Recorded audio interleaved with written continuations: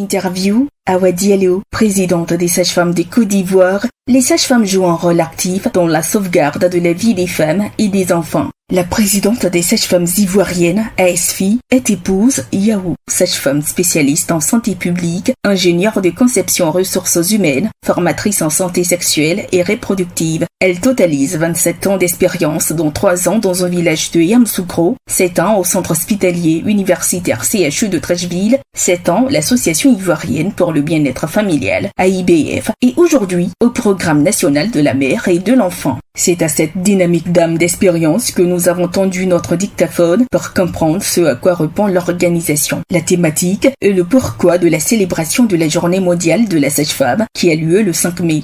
Pour le grand public, on ne fait pas la différence entre une sage-femme et une infirmière. Quelquefois même entre infirmière, sage-femme et docteur. Est-ce que vous pouvez nous expliquer un peu qui est sage-femme, qui est infirmière, ensuite, femme de salle et autres, je veux dire. Ou fille de salle, voilà. Il faut dire que dans l'organisation, les infirmiers, comme on le dit, ce sont des soins qu'on apporte à la personne humaine. Et à la différence avec l'infirmier, la sage-femme va s'occuper de la partie gynécologique, de l'appareil génital et tout ce qui va concerner les fonctions, l'accouchement, les consultations prénatales. Et il faut dire que le système ivoirien, l'infirmier peut faire ce que la sage-femme fait et la sage-femme peut faire ce que l'infirmier fait. Mais puisqu'il faut spécialiser cette profession, dont les sages-femmes sont dédiées à la femme concernant tout ce qui est appareil génital, sa vie, les enfants, le nouveau-né qui sort de la mère, c'est la sage-femme qui doit s'occuper. Et nos médecins ont fait leur doctorat en médecine. On a des spécialistes en gynéco qui travaillent avec les sages-femmes. On a des médecins généralistes, on a des médecins pédiatres. En fonction du corps humain, il y a des spécialistes de chaque fonction du corps de l'homme. Ok. Et pensez-vous alors de la journée mondiale de la sage-femme? La journée mondiale, avant ça, il faut dire que la sage-femme en Côte d'Ivoire, c'est après le bac qu'elle passe un concours pour aller à l'INFAS. Elle fait 3 ans à l'INFAS et quand elle sort, elle est affectée sur le terrain. Et après, elle fait une spécialité. Et on va jusqu'à l'inspectorat. Donc c'est pour dire que c'est une personne ressource pour la santé de la mère, de l'enfant et du nouveau-né. Concernant la journée internationale de la sage-femme, il faut dire que nous sommes affiliés à la Confédération internationale de la sage-femme. Et cette confédération, avec l'Organisation mondiale de la santé, ont depuis 1990 initié cette journée pour dire combien de fois c'est important de magnifier la sage-femme. Donc cette journée va permettre de magnifier, de mettre en lumière un métier aux multiples facettes, essentiel à la société, mais encore trop méconnu du grand public. Elle a aussi l'occasion de rendre hommage aux femmes et aux hommes qui exercent cette profession noble, celle de donneuse de vie, parce que nous avons maintenant des hommes parmi les sages-femmes qu'on a nommés maïticiens. Ils sont en fonction depuis l'année passée et nous avons encore des promotions. Donc, les sages-femmes fournissent un continuum de soins essentiel pour la famille et elles jouent un rôle actif dans la sauvegarde de la vie des femmes et des hommes. Donc, pour la journée, il faut investir dans la sage-femme parce que ça a été démontré selon l'étude de la pratique sage-femme qu'une sage-femme qui est bien formée, qui est régulée et qui travaille dans une équipe pluridisciplinaire fournit 90% des soins. Donc ça veut dire que 10 femmes qui viennent à l'hôpital, 600 femmes, la sage-femme qui travaille parce que nous surveillons les grossesses, nous consultons, mais la sage-femme doit être capable de détecter dès qu'il y a une complication. Parce que la sage-femme fait tout ce qui est normal. Et si nos gynécos, nos médecins existent, c'est pour que ces sages-femmes-là réfèrent les femmes d'un niveau supérieur. Donc ça fait que dans ce circuit, si la sage-femme suit régulièrement sa formation et que où elle travaille, il y a toute cette équipe de pédiatres, de gynécos, de médecins, d'infirmiers, elle seule, elle peut fournir 90% sans que ces femmes aillent chez le médecin. Et c'est les 10% qui seront au niveau. Ok, merci. Quel est donc le thème pour cette année de la journée de la sage-femme? Il faut dire que répond-il ce thème? Il faut dire que le thème mondial, oui, c'est les sages-femmes indispensables dans chaque crise. C'est-à-dire que nous avons, puisque c'est mondial, nous assistons aux guerres, aux crises, aux catastrophes, et d'autres peuvent arrêter le travail. Certaines peuvent rester à la maison sans aller, mais la sage-femme, puisque l'accouchement, on ne prévoit pas l'accouchement, on a des femmes enceintes qu'on doit surveiller pour veiller à ce qu'elles-mêmes soient en bonne santé et que l'enfant se laisse bien. Et on a des sages-femmes, des femmes qui ont des besoins de santé et il faut que la sage-femme soit là. Donc il faut montrer au monde que tout ce que nous faisons, nos crises dans le monde entier, les pluies qui inondent les routes, les catastrophes, les feux de brousse, mais dans ces endroits se trouvent des femmes. Et ces femmes enceintes, ces femmes qui doivent accoucher, ont besoin d'une sage-femme. Donc la sage-femme doit être partout.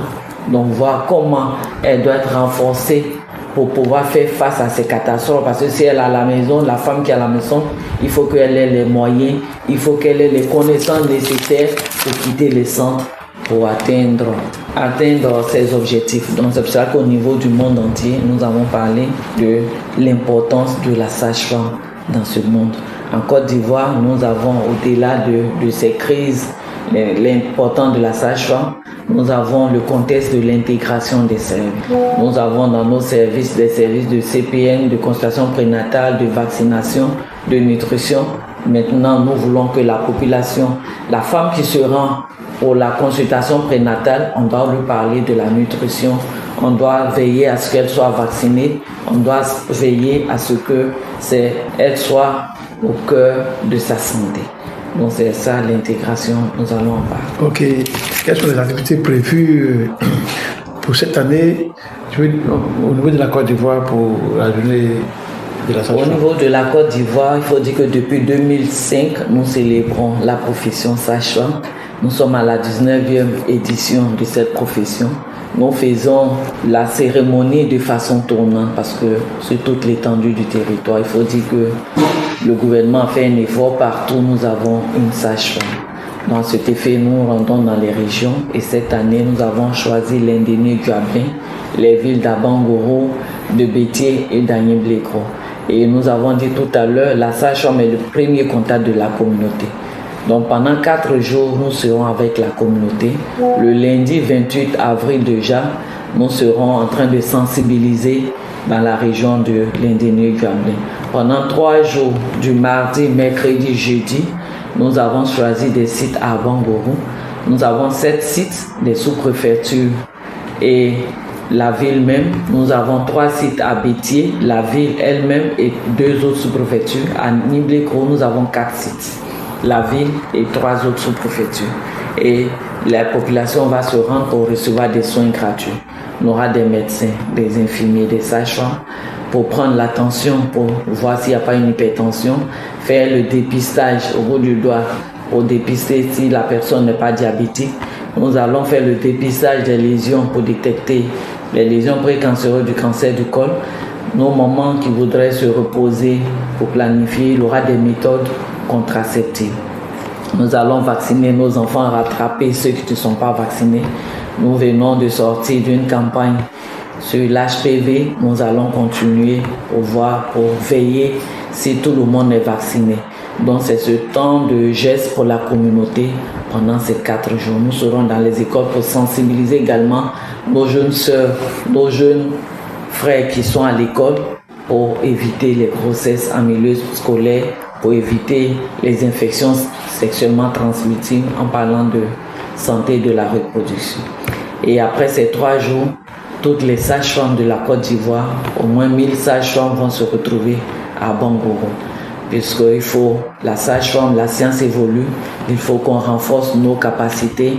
Nous sommes conscients des plaintes qui se font chaque fois sur les réseaux sociaux. Donc c'est en nous rassemblant, en nous parlant pour relever ce défi de réduire la mortalité. Donc pendant 2 jours, nous allons parler de l'intégration pour que la femme qui rentre pour un besoin puisse recevoir tous les besoins, même si elle n'a pas manifesté ce besoin. que la sage-femme soit capable de bien l'accueillir, la sage-femme soit capable de prendre soin d'elle et de son nouveau-né. Donc pendant ces 2 jours et la cérémonie officielle où nos autorités seront là pour nous magnifier, ça sera le lundi 5 mai. Ok. Comment la profession a-t-elle évolué ces dernières années? Il faut dire que la profession a vraiment évolué parce que depuis nos aînés, depuis les années 60, 58 où elle partait dans les autres pays, la sage-femme est maintenant formée en Côte d'Ivoire et on n'avait que 2 antennes à Bujan, Boaké. Maintenant, nous avons pratiquement au moins 7 écoles qui forment des sages-femmes. Donc, je l'avais dit tout à l'heure, nous faisons des spécialités. Et depuis l'année passée, nous avons des spécialités où la sage-femme reste dans sa profession. Et en restant dans sa profession, nous avons des mentors qui veillent toujours à ce que les nouvelles qui rentrent soient coachées, soient renforcées en capacité. Nous avons un ordre des sages-femmes pour réguler la profession. Nous avons l'association et nous avons aussi le syndicat. Donc il faut voir que c'est une profession qui a les 3 organes. C'est une profession qui est soutenue par le ministère de la Santé. Toutes nos activités que nous faisons sous la tutelle du ministère de la Santé. Et monsieur le ministre a été toujours présent lors de ces activités. Donc cette considération, cette motivation, tous les partenaires font toutes les activités, toutes nos directions et programmes sont les activités et font toujours appel à la sage-femme. On s'est dit que ça évolue puisque la sage-femme est en milieu d'exécution, elle doit rester dans les centres, mais de plus en plus, la voix de la sage-femme sort, elle s'exprime. Nous avons dans nos directions les coordonnatrices santé maternelle qui répondent au nom des sages-femmes. Nous avons des sages-femmes au cabinet du ministère de la Santé, de l'hygiène publique et de la couverture maladie universelle. Nous avons des sages-femmes à la direction générale de la santé. Nous avons des sages-femmes dans toutes nos directions de santé, dans tous nos programmes. C'est dire que la profession a évolué. Et en étant dans ces directions, nos avis comptent et ça améliore pour celles qui sont sur le terrain. Ok. Il n'en demeure pas moins que, comme dans tout métier, il y a des défis. Quels sont vos défis actuels en tant que sage-femme? Nos défis majeurs, je veux dire. Nos défis actuellement, c'est, comme on le dit, c'est l'amélioration. Tout est fait chaque fois, mais il faut dire que la population croit, la sage-femme a besoin d'être renforcée en compétences. C'est le plus grand défi, puisque quand nous sortons, nous sommes sur le terrain, il faut avoir un mécanisme pour renforcer la compétence de la sage-femme. Il faut avoir un mécanisme de coordination, de supervision pour veiller à ce que, est-ce que ce qu'elle fait, c'est ce qu'on lui a enseigné, est-ce qu'il n'y a pas de déviation? Donc ce sont vraiment nos grands défis. Nous avons nos syndicats, comme on le dit dans tout un métier, pour l'amélioration de nos conditions de travail. Ça ressort du syndicat, nos associations, comment la femme et le nouveau-né qui viennent en consultation puissent être reçus par une sage-femme qualifiée, disponible. Donc je pense que nos défis, c'est la compétence de ces sages-femmes régulièrement, puisqu'elles sortent, mais la science évolue, il faut toujours les renforcer. Okay. Et au niveau aussi de l'association, le grand défi aussi, nous sommes en train de voir d'avoir un siège qu'on a appelé la maison de la sage-femme, où toutes les sages-femmes pourront passer régulièrement, se faire avoir une compétence. J'aimerais revenir sur le rôle de la sage-femme dans le système de santé ivoirien. Vous pouvez en parler. Quel est le rôle, de façon générale, de la sage-femme dans le système de santé ivoirien? Bon, le rôle de la sage-femme, c'est ce que j'ai dit. La sage-femme est le maillon essentiel dans ce système de santé. Parce qu'elle est le premier contact avec la communauté. Quand une femme dit « je n'ai pas mes menstrues », quand elle rentre à la porte des gens, on lui dit « va voir la sage-femme ». Une femme qui dit « je suis enceinte », je dois me faire consulter, c'est la sage-femme.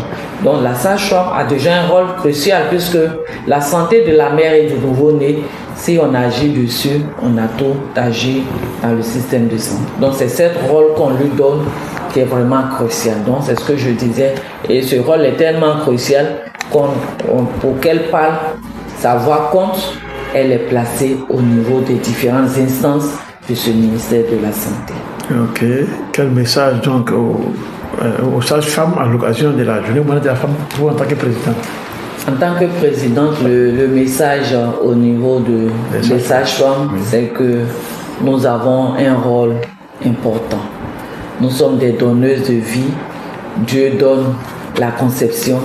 Nous sommes les premières à surveiller ce bébé et nous sommes les premières à voir ce bébé naître avant même la mère. Donc nous devons vraiment prendre soin de nos femmes.